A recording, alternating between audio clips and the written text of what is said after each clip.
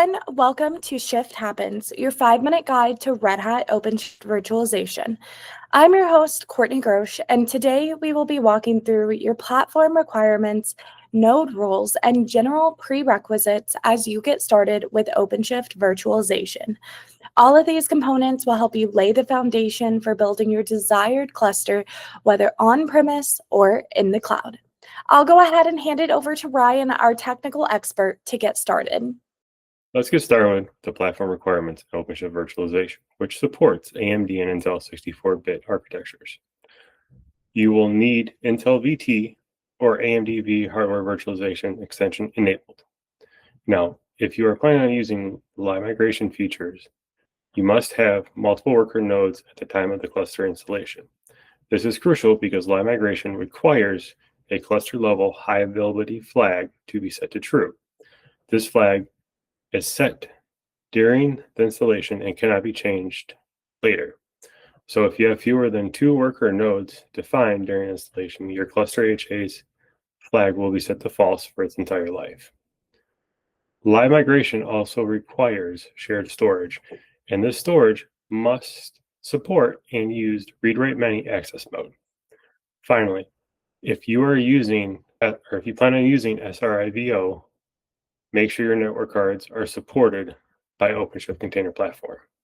We will dive deeper into that in a later episode. Now let's talk about node roles. There are 2 kinds of node roles in OpenShift Virtualization. One is the control plane or master nodes. This manages the cluster and is the brains of the operation. It houses things like the descheduler, etcd, and API server.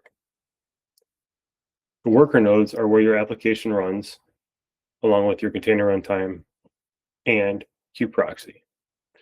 These nodes run and manage the entire infrastructure along with controlling the communication between pods. OpenShift Virtualization is supported and can run on multiple public clouds. Each of them have their own specific requirements, along with newer features are coming on board as tech preview. Finally, if you already have an existing OpenShift Container Platform cluster and you would like to install OpenShift Virtualization, all you need is cluster admin permissions to install the proper operator. That's it for this episode. We laid the groundwork for our OpenShift Virtualization deployment. Join us next time as we continue our journey into the world of virtual machines on OpenShift Virtualization. In this episode, we have covered the difference between node roles, what are some of the requirements of OpenShift Virtualization on cloud and on-prem. These steps empower you to shift into driving the virtualization landscape. That's it for this episode. Join us next time as we continue our journey into the world of OpenShift Virtualization and start the deployment of our first cluster. And don't forget to check out the resources below for more information. Thank you.